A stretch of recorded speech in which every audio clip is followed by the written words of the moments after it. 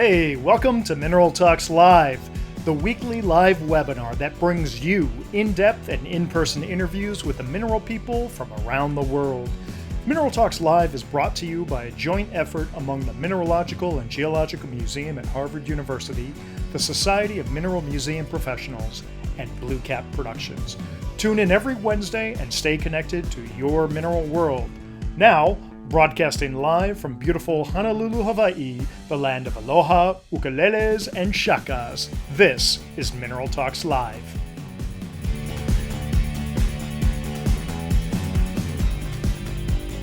Hello everyone, and a hearty congratulations to all of you. You picked the exact right place to be, and around this part of the world, we call that akamai. And hey, that's our Hawaiian word for the day, akamai. As if you didn't know, this is Mineral Talks Live. Today is Wednesday, September 1st, 2021, and we welcome you to the show. For those of you tuning in for the first time, Mineral Talks Live is the monthly talk show where we sit down with people from all facets of the mineral world to learn about what they do, who they are, and yes, occasionally we even show you some incredible minerals. I'm Brian Swoboda, the president of Blue Cap Productions, and together with Dr. Raquel Alonso Perez from the Mineralogical and Geological Museum at Harvard University, and Dr. Eloise Gaillou from the Society of Mineral Museum Professionals, also known as SMMP, we are Team MTL. It's Mineral Talks Live, if you're not quite sure about that. We have been incredibly honored to sit down and chat with the mineral world's curatrix, curators, collectors, dealers, miners, researchers, artists, and media, all of whom make our mineral world what it is. We send our deepest thanks to all of them, but there's one more group of people whom we also need to thank, and that's you, our viewing audience. Without you, we wouldn't have a show, and the first Wednesdays of every month would be just like all the others. So thank you for watching. Click the like button below and be sure to tell a friend about the best mineral talk show in the world. Shameless plug. This show is every bit as much your show as it is ours, so we invite you to participate throughout the live show, either through the chat feature or the Q&A feature, both of which are located at the bottom of your Zoom window. The chat feature allows you to type messages to everyone watching the live show, and as we're all about community, when you first sign on, go ahead and fire off a hello to everyone, telling us where you're from. Also, if you have general thoughts or comments during the show, this is where you can post them and interact with each other. Usually our guests and I won't be able to read those comments, but never fear. Raquel and Eloise will be very active in those chat areas and may even interject a question or two during the interview. And be aware that there's a chance that Eloise might be a wee bit more active on today's chat than Raquel, since Raquel is still on a much-deserved holiday in Spain, and we only found out about an hour ago that she'd be on today's show. So, bienvenidos a Raquel, quien era tan cruda. So, okay, what if you have a really burning question you want to ask, but it's a bit off topic from what we're talking about at the moment? Well, in that case, go ahead and type it in the Q&A section, and we'll do our best to get to that at the end of the show. Finally, at about 40 minutes into the program, you'll see a window pop up on the screen asking a bunch of questions for our Quickfire 5 segment.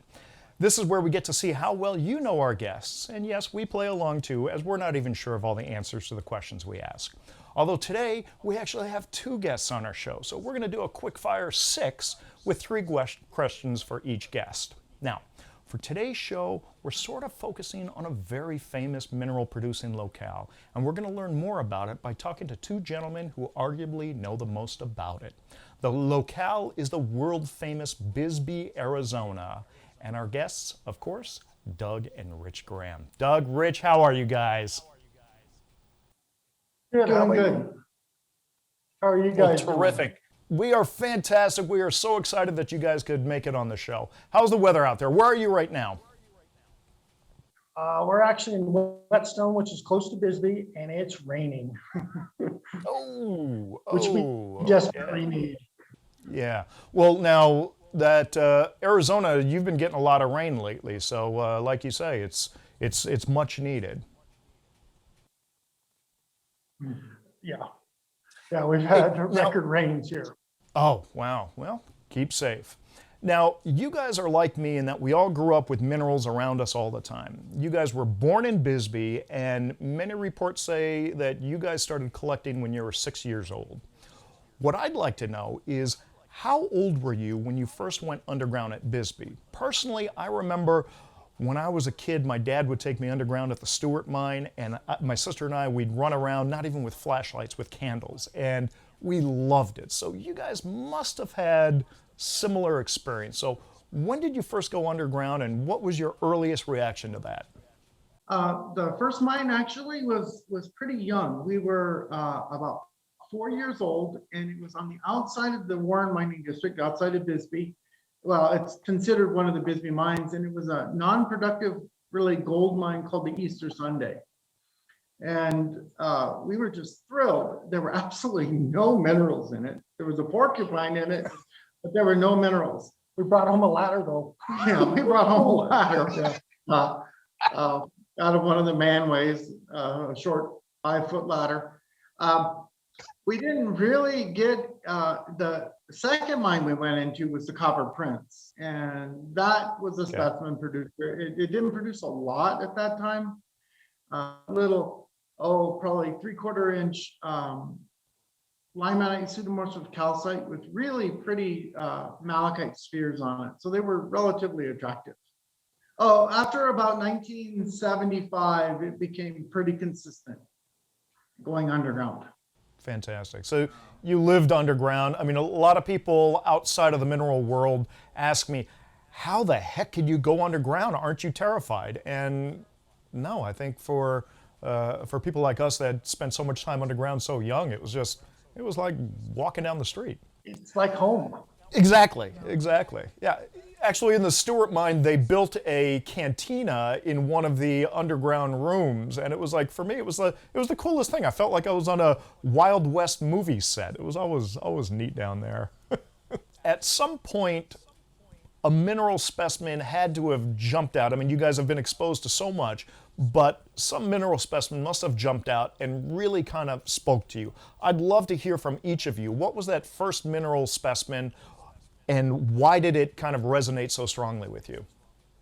Well, what happened is when we were real little, Dad would just kind of sit us down by the mineral case, and he would just start handing us rocks.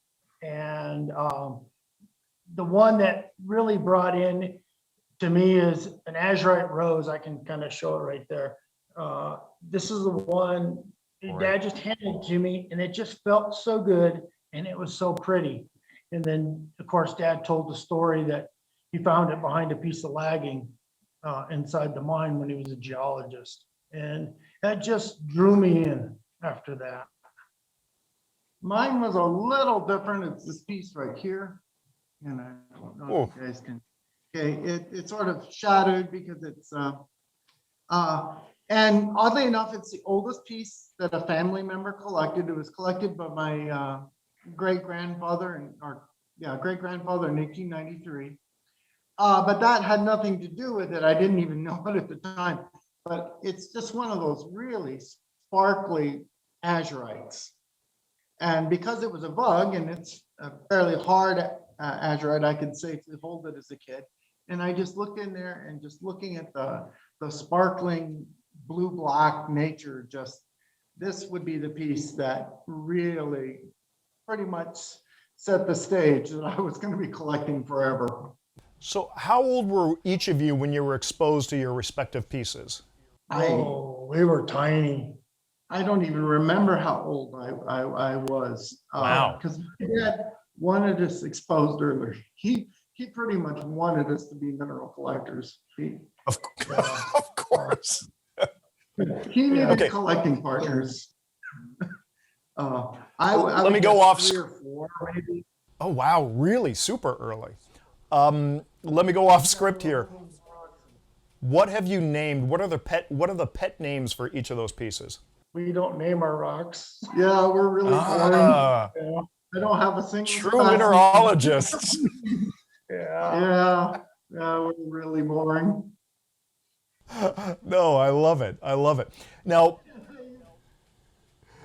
Now you guys worked together as miners in Nome, Alaska. You worked at the Sunnyside mine in Colorado, at the Continental mine in New Mexico. The list goes on and on. You both were also tour guides at the Copper Queen mine in Bisbee. And Doug, you're now the manager of the Queen Mine Tours, right? Tell us something about the Copper Queen mine that few people would know. It could be a feature of the mine or a story about a guest, whatever you like, but something that not a lot of people know about it. I don't think people really understand the size of, okay, one thing, the Copper Queen mine, it's best to look at it as all mines in Bisbee, okay? It's not just an individual mine, because the actual Copper Queen mine, it shut down by 1888. Okay, Oh. and it was replaced by other mines that were nearby because they're modernizing it up. But the whole district ended up being, you know, it's large, 2,200 miles of underground workings on that. And so it's super impressive. It's a mass network down there. Probably the best specimens that have actually come out of the Copper Queen mine, the real Copper Queen mine, are actually fluorescents. Really? Yeah. Interesting. Yeah. You know, everybody thinks malachite and azurite. That almost all came out of the Czar in the Holbrooks. The malachite that came out of there was definitely ore grade, but it's too bad I don't have one to show you. They're ugly at best. Yeah, we don't own a single display specimen that came out of the Copper Queen. Yeah. Yeah, Very interesting. Very interesting. I don't think I've ever seen one. Okay. Yeah. Yeah, when you're in the mine, you understand why that happened. It's, you know, the original Copper Queen mine is very small, wasn't set up for production. And in 1885, they sunk the Czar shaft for production, and it just overwhelmed the Copper Queen mine. Yeah. The other thing is the Hey. nature of the ore body. The ore body was thoroughly oxidized to a very mature level. So things like cuprite and azurite were pretty chewed up, if not completely gone in most areas. It was Yeah. mainly sort of a sicular malachite, sometimes large masses of sort of a pale green malachite. Kind of powdery Yeah. looking. So the Copper Queen is actually, but you see thousands of beautiful azurites labeled Copper Queen. They're almost all of them are either Czar or Holbrook Yeah. mines. They're referring to Interesting. Copper Queen Consolidated Mining Companies, where they get the Copper Queen out of it.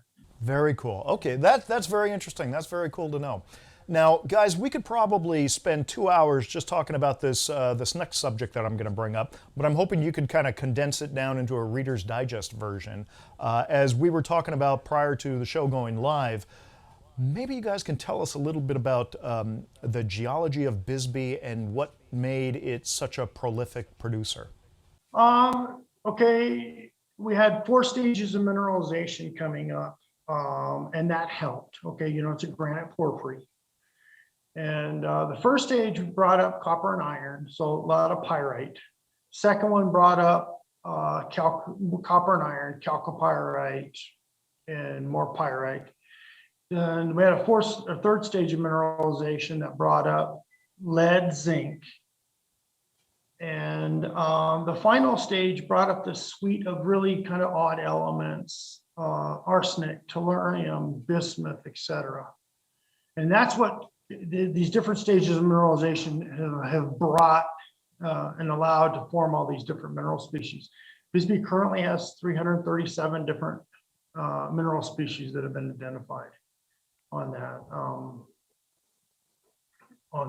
And also multiple stages of oxidation. Okay, so you know the 4 stages brought in, of course, sulfide minerals largely, and then we had multiple stages of oxidation, some pre-Cretaceous and some post-Cretaceous, and the district was tilted at that time, so we actually get very different specimens from the pre-Cretaceous areas versus the post-Cretaceous. Most of the fine azurites and malachite people think of when they think of Bisbee are post-Cretaceous in age. They're fairly new. And the Azurite Rose that my brother showed earlier as a specimen that influenced him is probably very young. Okay, it might be under 1 million years old. Interesting. Yeah. Very cool. Now, guys, in June of this year, the mineral community, we lost a very iconic member who was both incredibly knowledgeable and a wonderful person to be around. And of course, I'm speaking about your father, Dick Graeme. I know way too well what that feels like. And your father was a prolific writer, and I really must say how fortunate you guys must feel for having been able to co-author so many wonderful books with him on the subject of Bisbee. And here are a couple of the books that you guys, I believe, co-authored with him.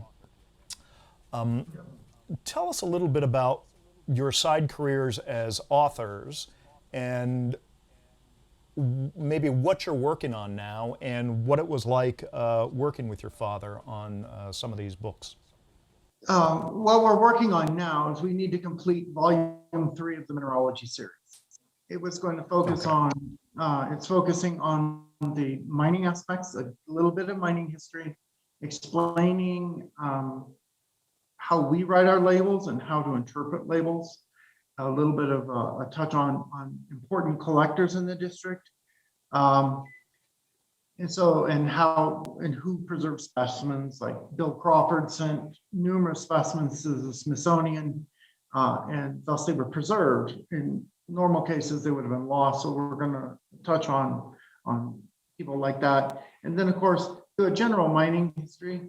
But we want the mining history to reflect minerals in all aspects. You know, why square set stopes produce more specimens than a block cave. And looking at that. One of the things that made it interesting to write with my dad is just the sheer amount of experience. And he was very lucky because he started as a miner. Okay? He did not work as an engineer until the 70s. And for some reason, and I don't know why exactly, they must have liked him as an employee during the shutdowns. Instead of laying him off, they just transferred him to a different department. And so he got a very broad aspect. Not only did he work underground as a miner, but he also worked in the tin shop, making vent pipe and working on slusher buckets in the boiler shop. And so he had a very unusual, He worked in the rope shop where they braided cable, and he worked in the blacksmith shop. Yeah, he worked just about in every major shop that was on the mine. So he not only did have the experience underground, he also understood the surface.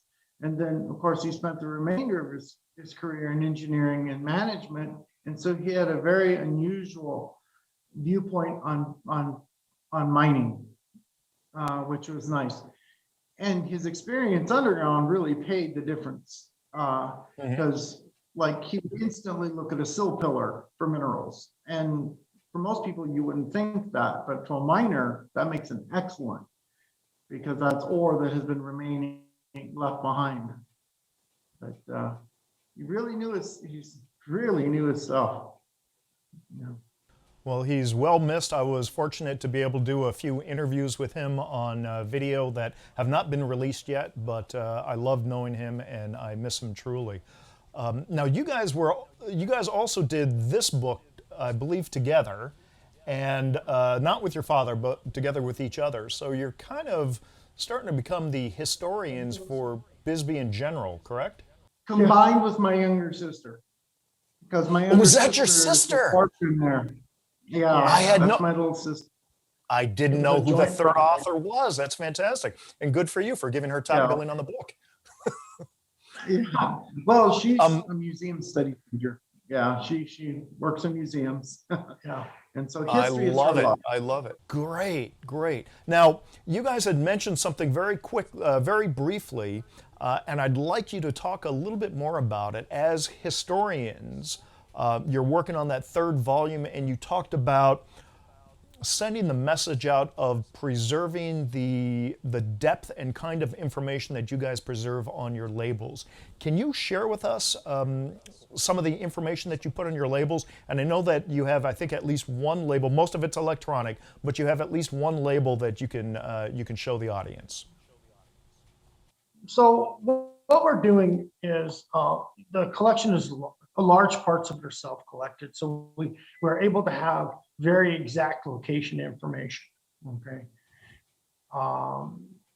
To start with, we'll have mind maps with levels and floors that will have the localities pinpointed on them. And on some of the material, like on this one, we're here, we'll go into, we'll show the label there. Okay.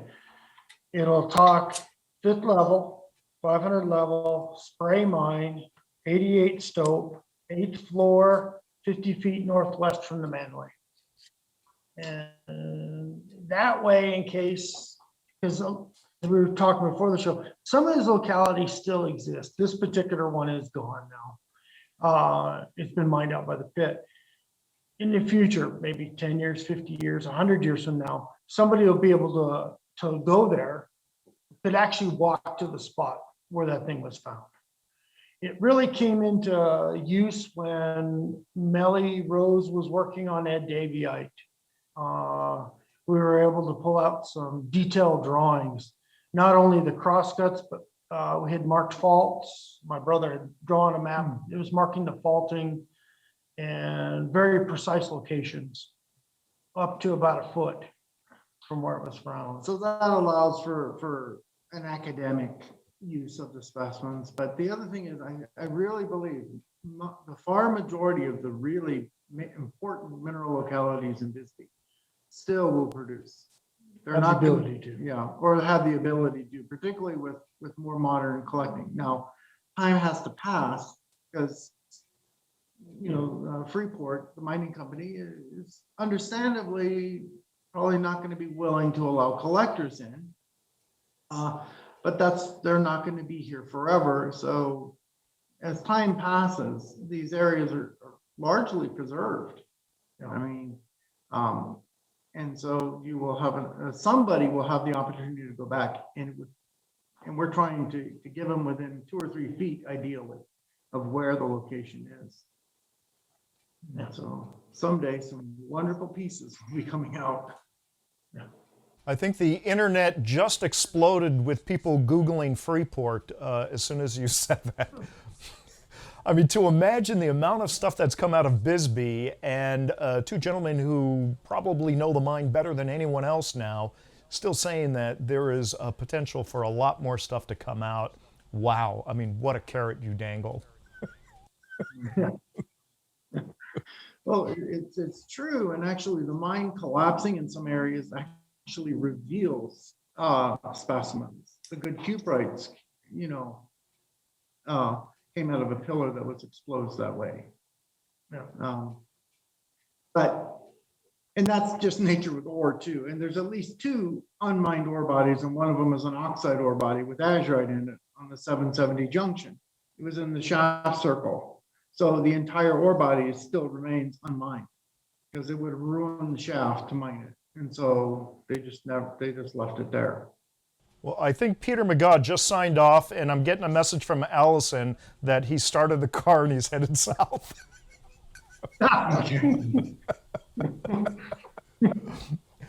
Hey guys, if I'm not mistaken, the final project that you did with your dad was the stope recreation of underground Bisbee that you built at the U of A Alfie Norville Gem and Mineral Museum.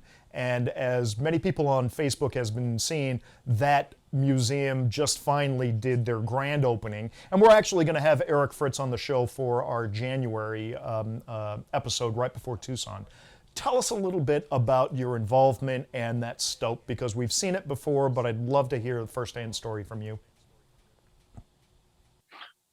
Yeah, of course, you know, it's a model after a stope that was hit on the 400 level of the Holbrook. And what it shows is and we actually took the museum guys underground in the mine tour. And we're able to take a look at how the azurite is found in place and what it looks like. Showing the correct environments. There's a small oxidation cave. You see a fault running through the area. We tried to get the iron oxides in the correct locations. And you know, the malachite and the azurite in the proper areas on there. You want to grab that one? Which one? The blue one. Oh, here, let me show you the location here. Okay, this is a azurite that came from the 400 Holbrook. And my dad collected this one and a few others. So it's based on the stope that this one came from. Okay, we believe that the large block in the American Museum of Azurite and Malachite that they've used as a centerpiece. The singing stone. Yeah, it either came out of that stope or very close by. Yeah. Wow. You know, they backed the stope, so only part of it was accessible. But the one pillar contained several specimens. Most of them were broken up. That one and one other are still retained in the collection. So it was based on that stope and how it appeared when my dad collected those. I was not in that stope. It had been mined up by the lavender pit by the time I was old enough to really go underground. But we did a lot of work on that. It's a little condensed, you know, we had a. It has to be, yeah. Yeah, I would have, you know, in the real example, the faults may have been a little further apart. And, a lot of the details people aren't necessarily going to pay attention. You know, we were all concerned about the contact with the limestone. And, you know, just a handful of people in the world are probably concerned about that. Right. We spent a lot of time on that one to get it right. Yeah. The only Now, difference what is the dimension of the recreation in the museum? It's about 20 feet across, Yeah, maybe 25 feet across and maybe 15 feet tall. 10 feet tall, Okay. 25 by 10 roughly. And it's great. It's not behind like a glass or plexiglass barrier to my remembrance. So it's open, but I don't think you can actually touch it. There's a barrier there, but you can get pretty close. Am I remembering that correctly? Yeah. Yeah. They're just, they put the specimens of any value out of arm's reach, really. But there's no glass in front of it, which will actually help a little bit because a little bit of dust will actually make it look more realistic. That was my only flaw with it. It looked way too clean, you know, need a little bit of dust to be underground. Yeah. Both you guys are co-curators of the Graeme Family Mineral Collection. You had mentioned that you had a specimen from your great-great-grandfather going back to the 1800s. Tell us about the collection, and finally, let's take a look at some of the pieces in the collection. I know everyone's excited about that. So currently cataloged, there's almost 7,000 pieces. No. Wow. The collection is divided into basically two sections. We have a display collection, and then we have a reference collection, which has been used for scientific study, mostly through the U of A. And it's all Bisbee, nothing else. It's all Bisbee. Large parts of it are self-collected by the one of somebody in the family. It could be grandfather, great-grandfather, dad, or one of us, or my brother's son on that. The collection first started off as mostly display, and then in the 1980s, early 1980s, when me and my brother were starting to collect, we started collecting the more odd and unusual things, and that's how the reference side developed. And currently, about 10 years ago, we combined all the collections together to make one collection. So how much is in the display collection and how much is in the reference collection? Number of pieces. Display has about 400 pieces. 400, okay. Yeah. And the remaining would be in the reference. now, our great-grandfather collected very limited number of pieces. We only have one that we can definitely attribute to him now, and I've seen one other that used to be in New Elaine's collection. My grandfather and father, of course, were very aggressive collectors. And Here's one of grandfather's. This is a malachite out of the lavender pit, 15 pounds or so on that. I'm sorry, I think the mic cut out for a second. What pit's that out of? If you can hold that up to the camera again. It came out of the Holbrook extension of lavender pit. And this is from grandfather. Okay, the Holbrook and the lavender pit. Yeah, Holbrook extension of the lavender pit. It's where the lavender Extension. pit mined down Gotcha. the Holbrook mines. Yeah. And so that's, oh, and show them our first real good rock that we collected. The first specimen we collected that we have kept is this one right here. It was collected in 1976. My brother and I were 8, I think, 7 or 8 at the time when we collected it. It's a little gypsum ram's horn. But Collected Easter Sunday of that year. Yeah. On that.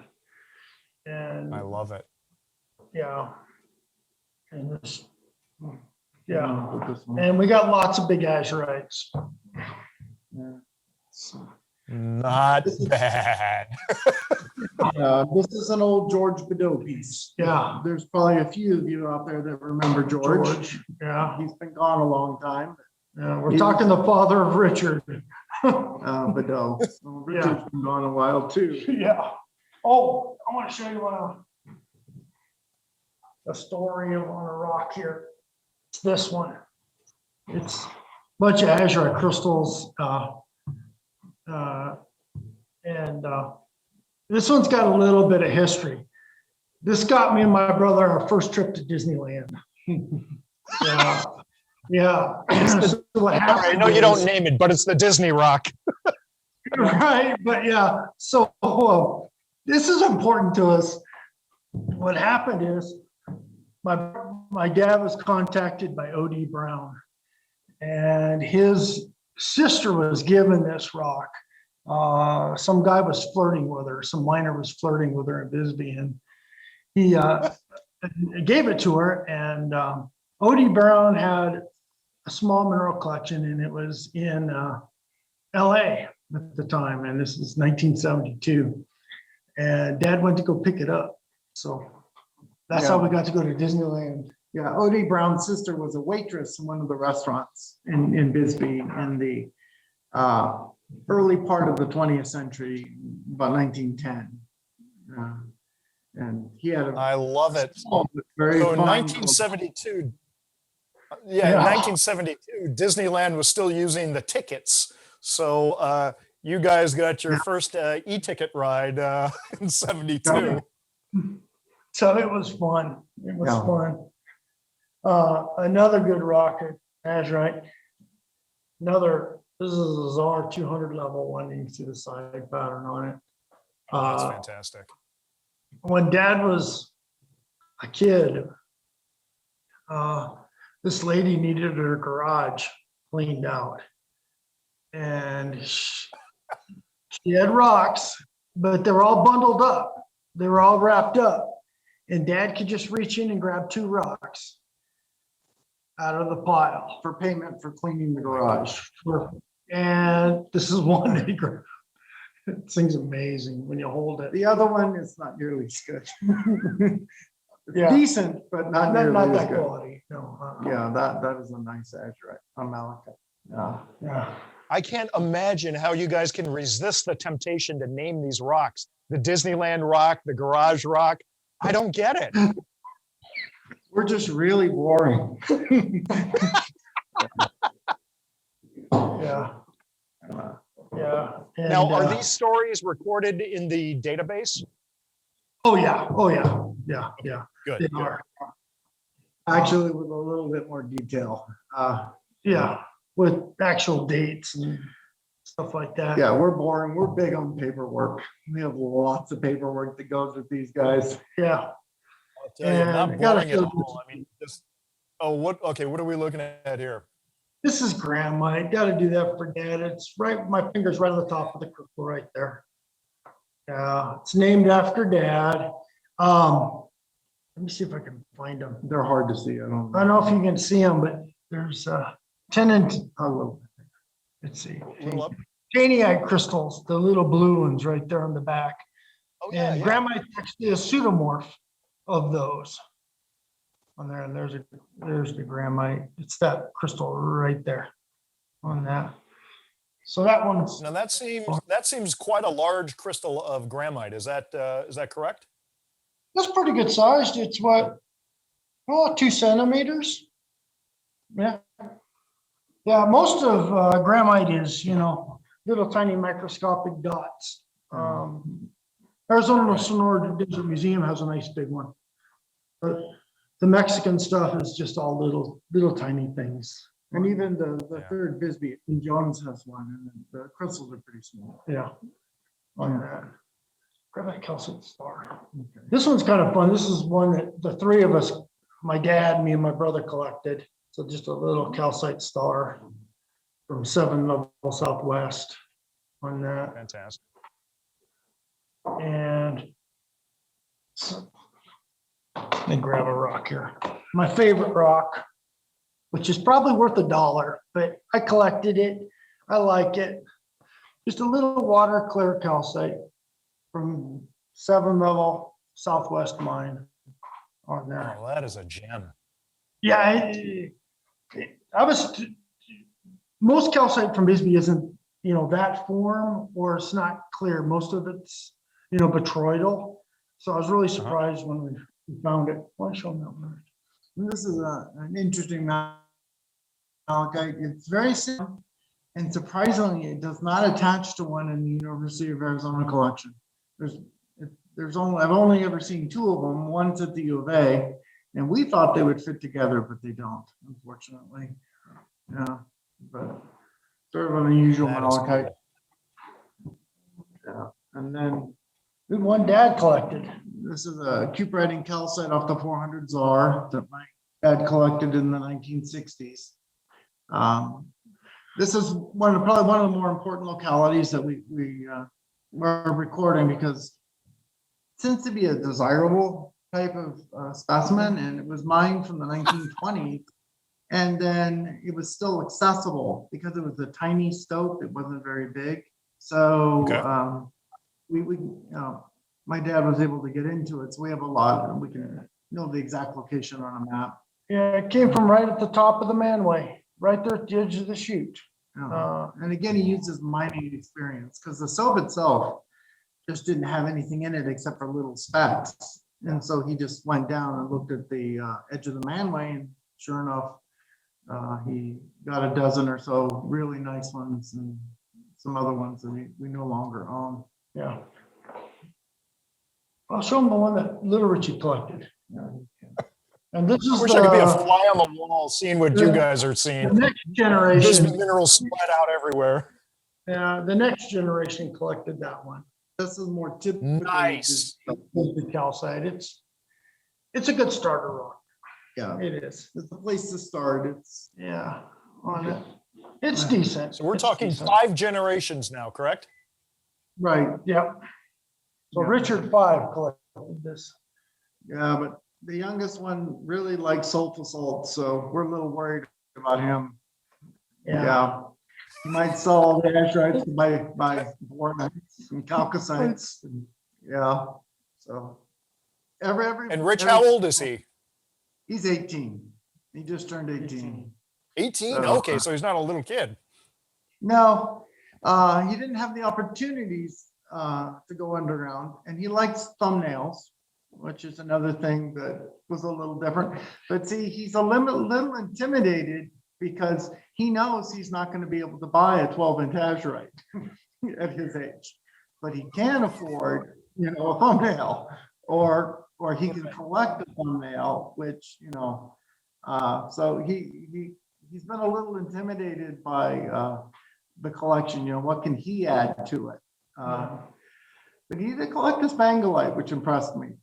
Those are hard We to got to get him find. plugged into the young mineral collectors. I think that is just one of the best groups out there. Yeah. Well, let's show cuprite. Oh, wait, before you do that, and I know that people are just like, damn you, Brian, shut up. We're going to go ahead and launch the poll. And while we're doing that, and before we look at the cuprite, maybe you can also tell us how you store the minerals, because you have some beautiful pieces on display behind you, and that's not how everything is stored. So maybe you can talk a little bit about that, and then we'll give people a little chance to answer the questions, and you're not supposed to read them, so you can just close that Okay. window. And then, yeah, so go ahead and tell us how you store your minerals. Okay, we use the lane cabinet. It's very similar to what the Smithsonian uses. Okay, so they're a drawer cabinet, airtight, with the gasket seals around them. In there, little cotton. Well, we were using the cotton filled boxes, but now we pull the cotton out and we use that condensed foam. That way we don't have the the little cotton fibers all over the stuff. Yeah, on that. And we found that that's working out quite well. We've got, I'd say, 3/4 of the collection that's stored in that. And the cabinets are metal. We do have a couple wooden drawer cabinets. We're trying to get away from that. But we do have some on that. And of course, it's all cataloged and all that. Well, except for the new pieces. Yeah. Well, I've got half a dozen rocks that need to be cataloged in. We do have, since me and my brother, we both worked underground, we do have a lot of self-collected stuff that isn't Bisbee. We keep it separated from our Bisbee stuff. We keep it in our houses. We got New Mexico and Colorado golds and things like that on that. But their focus is Bisbee. We don't purchase anything. If we can collect it, that's fine. But we're focused on Bisbee. Yeah.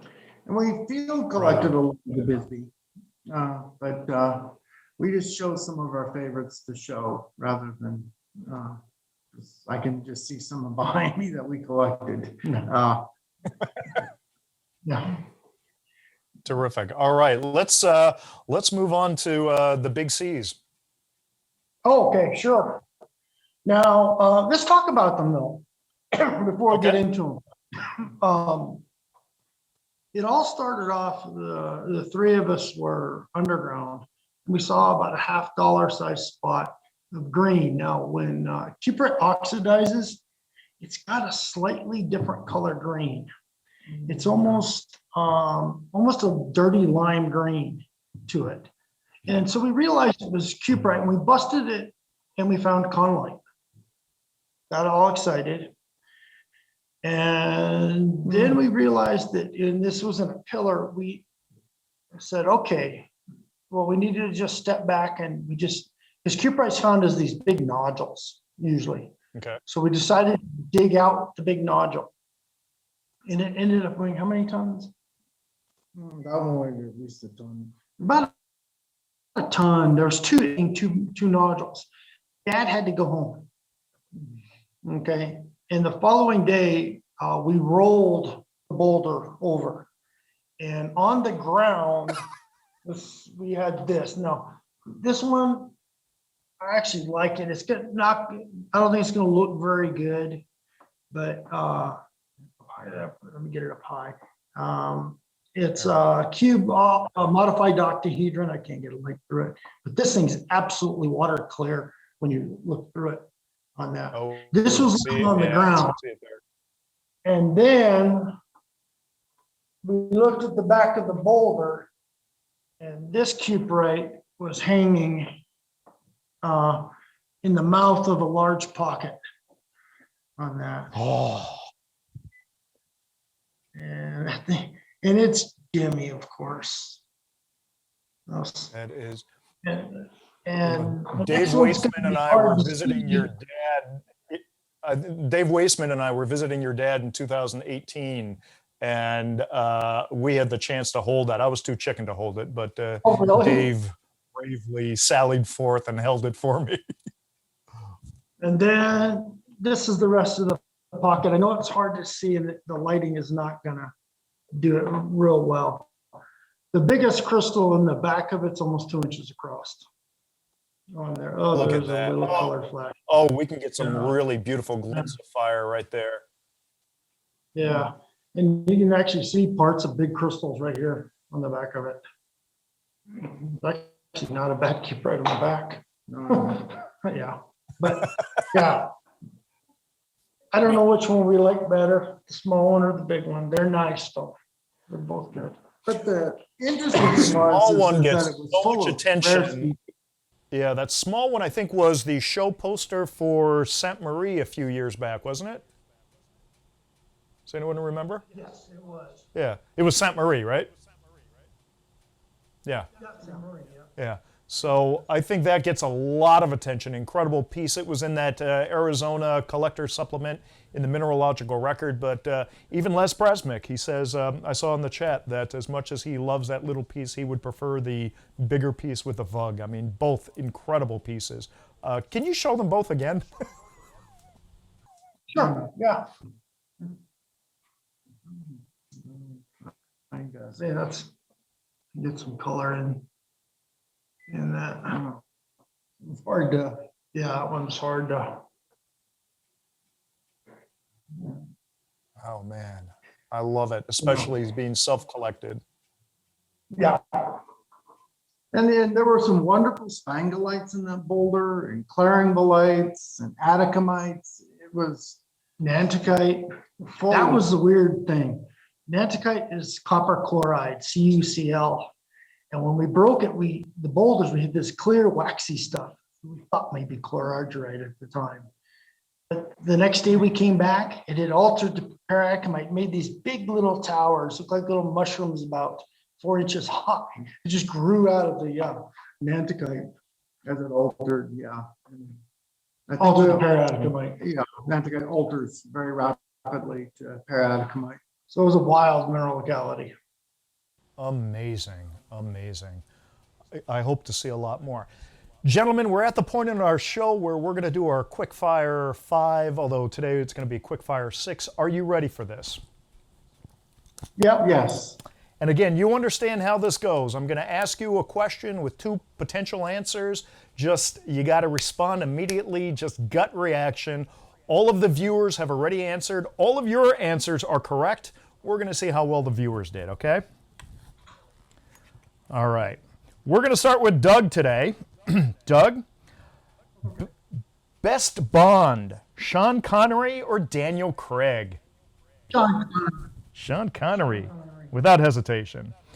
Doug, question number 2. Ideal vacation, house on the beach or cabin in the woods? Cabin in the woods. Cabin in the woods, mountain man. Final question for Doug, favorite meal, surf or turf? Surf.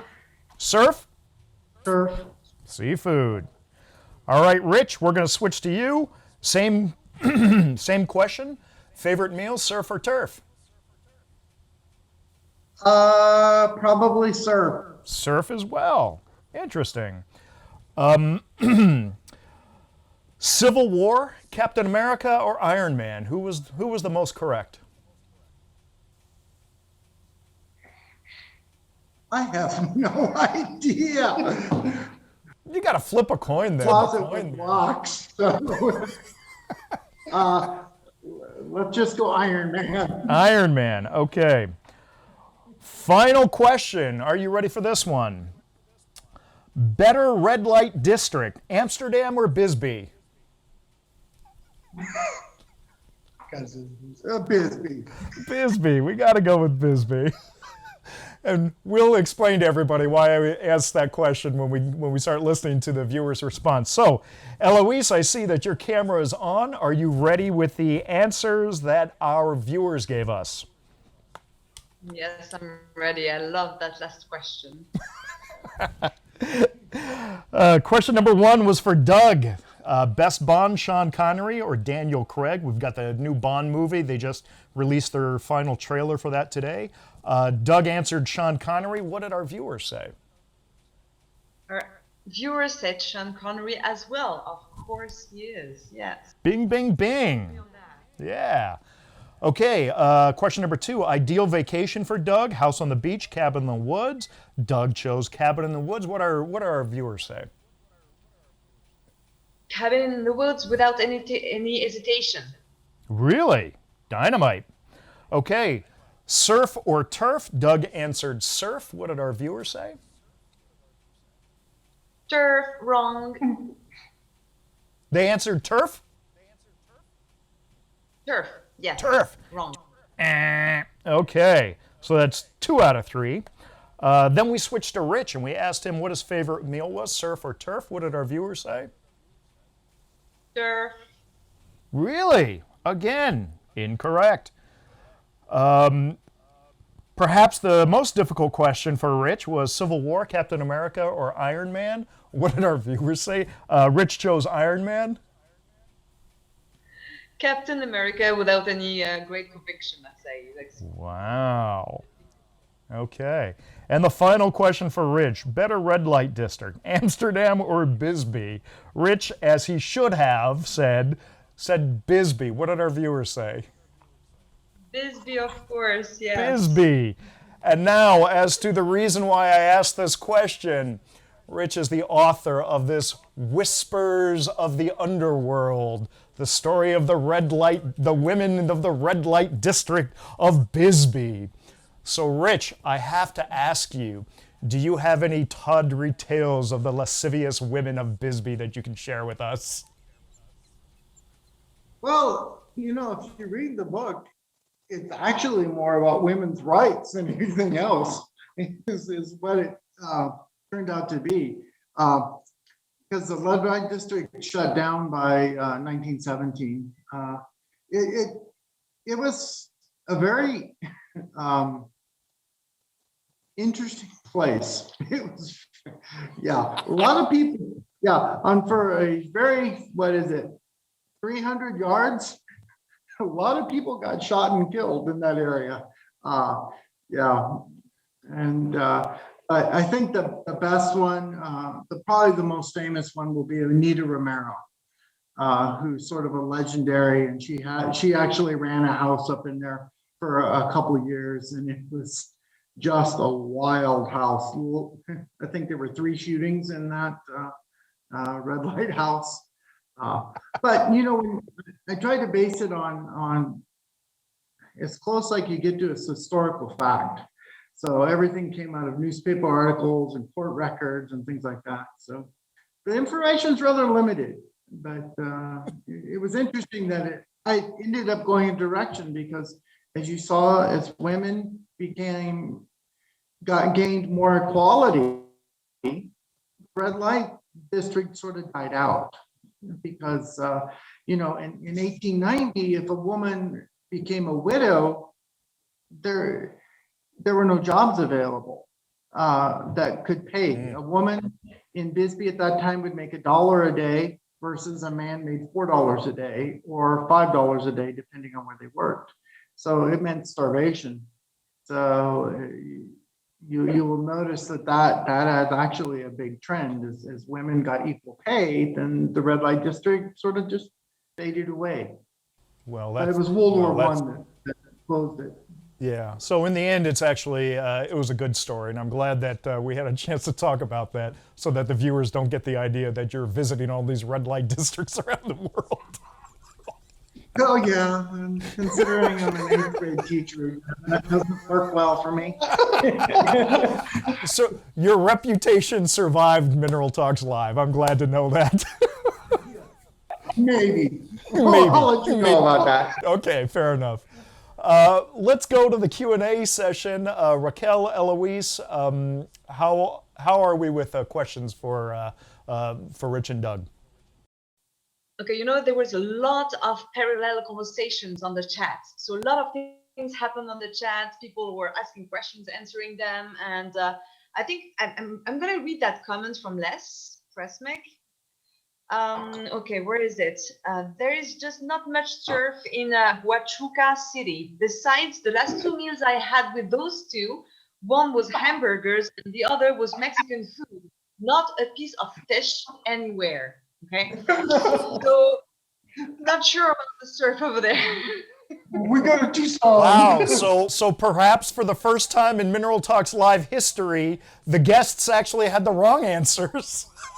So yeah, there's a lot of things like that going on in the chat. Maybe we can send you the chat log later because it's so like a lot of fun, and Les had some really good information regarding the University of Arizona Museum opening as well. So Everybody got the chance to read that in the chats. That's perfect. From the Q&A, I had a comment from Rick Ellie saying your website is great. Will you be adding photos and continuing to update? Yes, I just actually added a couple of things in the last couple of days, more on the historical stuff. The website's not only geology, mineralogy, it's history. And I was doing a list of businesses when they're active in Bisbee by the year. So if somebody has an old photograph, it can help them identify the time period that the photograph is in. And on the minerals, as we get things, we will start adding photos. We do constantly on there. Yeah, under more, you'll see the more recent things, except for photographs, they'll be in the galleries. I won't know when they get added. And what's the URL for that website so that our viewers would know? It's bisbeeminingandminerals.com. bisbeeminingandminerals.com. Okay, Yeah. great. Thank you.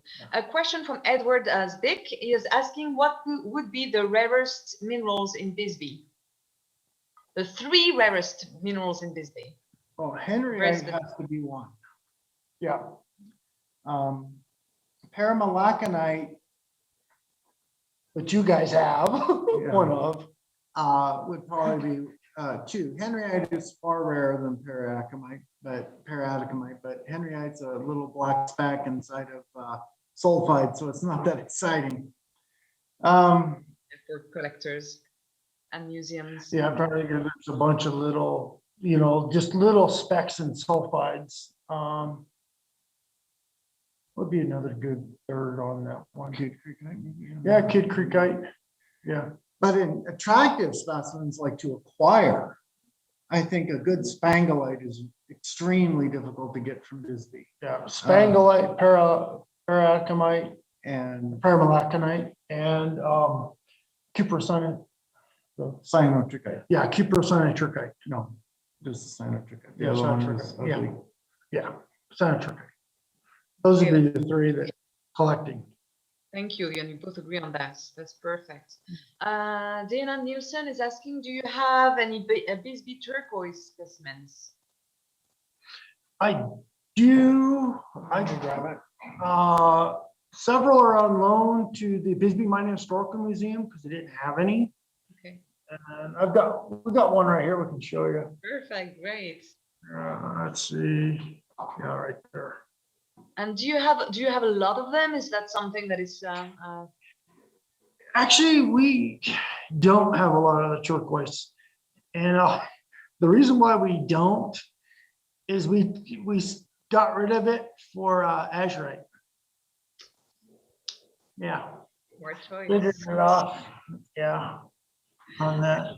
It's We've great got some scientific stuff like turquoise replacing limestone nodules and things like that. But as good turquoise, just a couple pieces. And on that note, actually, Jim McGlasson is asking if you can show a laroconite on the camera. Do you have one nearby? Yeah. Laroconite. Laroconite. Laroconite in French. I'm sorry, my accent is not the best. Yeah, it'll take a second. It'll take a second. He's looking it up. In the meantime, could you hold that turquoise piece up again? Because I don't think we got a terribly great look at it. Let's see. And then let's spotlight, hang on. Oh, there we go. Yeah, yeah. Very cool. And at the same time, I had a question from Dick, and maybe it's something that Dick and you guys can exchange later on, probably on the email. He has a specimen of Aura calcite that is labeled from Bisbee, and he wanted to know where it comes from exactly. So I think that's we can exchange by email. That would be easier. And from the Q&A, that would be it. Otherwise, Yeah, you're talking laroconite, right? yes, laroconite. Yes. Wow. Here you go. Wow, that's actually quite large.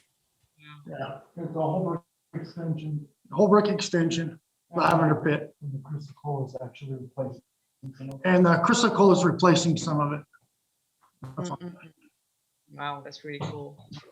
Les is saying that for him, sphalerite and galenas are among the rarest specimens that are still showable.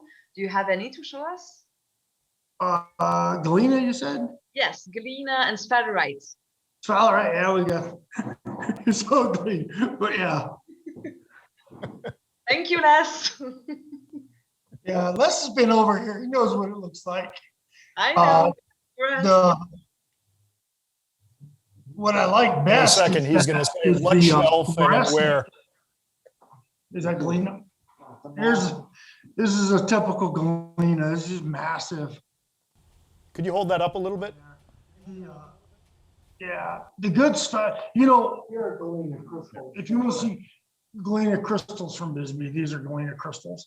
One thing about Bisbee sulfides, when they got in placed, there wasn't a lot of voids. So you don't generally get large Bisbee crystals, okay, of your primary minerals on there. There's a few, but not a lot. The pyrites are about as big as they get. From a sphalerite. And this is just a massive sphalerite. It'll glow bright orange under shortwave. It's also triboluminescent. So when you scratch it, it'll throw what looks like orange sparks, but it's fluorescent on it. So I think that we should all meet in Tucson in February to continue this discussion about Bisbee and look at some beautiful rocks from Bisbee, right? Yeah, be a lot on display there this year. That's awesome. Thank you That so means much. you have to come to Tucson, Eloise. I'm gonna try. I'm gonna try, depending on the situation, the health situation. I really want to go. I'm dying to go, honestly. So I really hope to see you all of you there, and looking forward to it. I can't wait. Really, seriously. This is very private question, I guess, but do you have any gold from Bisbee? Yeah, we got a couple golds. I don't know if you guys can see it. Oh, There's a yeah. gold. Ah. Of course. So it did produce some kind of leaf, but not much crystalline gold. Or it was No, it's all disseminated. this little flat stuff. Bisbee Mining Museum has probably the best Bisbee gold. And it's crystallized. It's on little quartz crystals, but Bisbee golds are nothing to really brag about, even though, Bisbee produced Arizona's largest amount of gold. Yeah. Interesting. We had a question from Anne, and she was asking if we could get a list of all the books you published. I guess they're on your website, right? They're on the website under books. Yeah. And that includes the stuff that's out of print. Perfect. Yeah. So I think And a lot of them are downloadable for free wow. on the website. Like the Red Light District book is available for free. And as a PDF. I better cancel my And- Amazon order before they ship it. Well, I censored that one a little bit because we want to make sure that the website stayed G-rated. Yeah. Because we want schools to be able to use it. So that one, we Yeah. removed some of the images, but Yeah. Yeah, it's pretty, yeah. And then like Seven Bells is available there. Eventually, both mineralogies will be available there also. The cave book is there. All our books are, if they don't want it, they can just download them for free if they want. Wow. That's The two new ones, we haven't gotten that far Do you yet. guys have a time frame or an idea of when you might be releasing volume 3 of the Minerals of Bisbee? It'll be sometime in 2022. Oh, wow. Okay. That's right around the corner. Wow. It's not cheap. It's about 3/4 done. We were working on with Dad. We do want to bring in and make sure that it is focused on minerals, and then we'll do a specific mining history later on that. We want to be able to people to take that and have an old mineral label and understand what a floor is and what we're talking about, sets and stuff like that. So we'll explain that in there and talk about some of the historic, mineral collectors. A lot of them are just old grouchy miners that were mining in but some of them produce some really, really nice stuff. Yeah. On there. So that's what it's going to be. We need to add some of that stuff to it. Yeah. And tell us a little bit about the mine tours. What's going on there? How popular are they? I've been down there plenty of times when I've been visiting Tucson, take a day off, go through Tombstone, head over to Bisbee, have a little tour. It's fun. Yeah, normally I do between 50 and 40,000 people a year. You know, of course, the last couple of years have been just kind of all messed up. And I kind of put it all, I was about ready to do some major changes, displays and stuff in the back.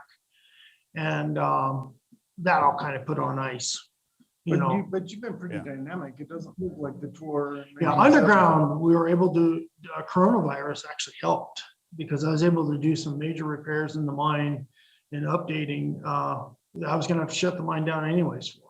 So that was good. And one disappointing fact is that my old miners are starting to go away. And I'm having to bring in younger people. And when we shut down, I was able to do a lot of real hands-on training with them. They know how to put in timber. They know how to blast. They know how to load mine cars, and it helped a lot on that. So they're not totally inexperienced any longer. Right, right. Fantastic. That's great. And as we were speaking, there's still more questions coming in, so I'm going to share that. Sure. Sherry Ellie is asking, can you share the story behind both the showcases that you have behind you, the wooden showcase? Oh, sure. Let me get it out of the way. What do you want to talk about it, Rich? We actually built them. They're built out of an 1870s railroad car. An old railroad car had been converted, a passenger car, had been converted into a mine office with all the carvings. And then the two columns on this case are actually shaft guides, mahogany shaft guides from the Bullfrog mine in Vanadium, New Mexico. Yeah, so they're actually just the remains. We just recycled wood from a old passenger car. Yeah. Wow. Was about ready to get buried underneath the mine dump because they were expanding the dump, and it had been cut in half. And there's actually a set of 6 cabinets, and we're building a small one for thumbnail specimens right now. But these are fairly old. That is fantastic. Yeah, I mean, we built those in the 80s and 90s. yeah, Yeah. Excellent. I think you should add that, Brian, to into the video if you can, because we've been staring at those for the entire show as well. So it's really nice to know the story behind. Perfect. Yeah. Totally. So thank you very much to all of you viewers and to our wonderful guests today. Wonderful. Thanks. Just Absolutely. So, Rich, Doug, thank you so much for coming on the show. All the viewers out there, thank you for tuning in. Tune back in 1 month from now, the first Wednesday of October. We're going to have another great show for you, and I'll let you know who it's going to be 2 weeks from now. So have a fantastic month, and we'll see you in 4 weeks. Take care. Mahalo.